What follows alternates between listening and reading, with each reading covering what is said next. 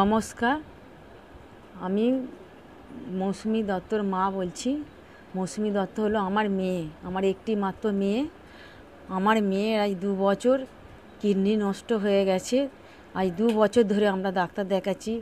প্রথমে দেখিয়েছি আমরা আমরিকলের ডাক্তারবাবুকে, তখন থেকেই ডাক্তারবাবুকে দেখাচ্ছি। তারপরে যখন বেশি হয়ে গেল আমরা পিজিতে নিয়ে আসলাম। পিজিতে যখন এখন 1 বছর দেখালাম, তখন ডাক্তারবাবু বললো ডায়ালিসিস ছাড়া আর পথ নেই মা। আমাকে ডাক্তারবাবু বললো, আমরা বললাম আপনি যেটা ভালো হলে আমার মেয়ে ভালো হয় আপনি করুন।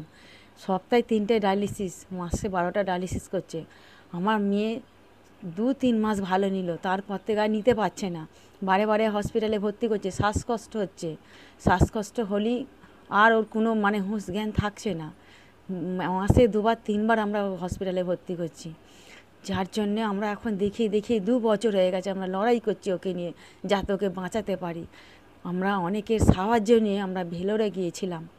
ভেলোরে গিয়ে ডাক্তারবাবুকে যখন আমরা দেখালাম, ডাক্তারবাবু যখন দেখে বলছে আপনারা কতদিন ডায়ালিসিস করাবেন এইভাবে, আপনারা একটা কিডনি পাল্টে দিন। আমরা বললাম আমরা একটা কিডনি পাল্টাবার মতো আমাদের অবস্থায় নেই।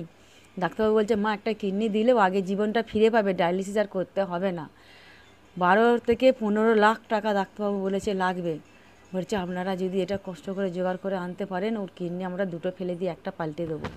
আমি চাইছি, আপনাদের কাছে অনুরোধ করছি, আপনারা যদি আমাকে সাহায্য করেন, আমাকে সাহায্য করলে এই বাচ্চাটার মাকে আমি ফিরিয়ে দিতে পারবো। আর মেয়েটা আমার যা কষ্ট পাচ্ছে 2 বছর, ও 2 বছর যা কষ্ট পাচ্ছে, সেই কষ্ট থেকে ও মুক্তি পাবে।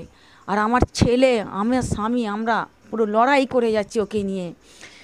5 মিনিটের মধ্যে যদি শ্বাসকষ্ট হয়, সেই সঙ্গে সঙ্গে ওকে হসপিটালে তুলতেই হবে, নাহলে আমরা ওকে আর বাঁচাতে পারবো না।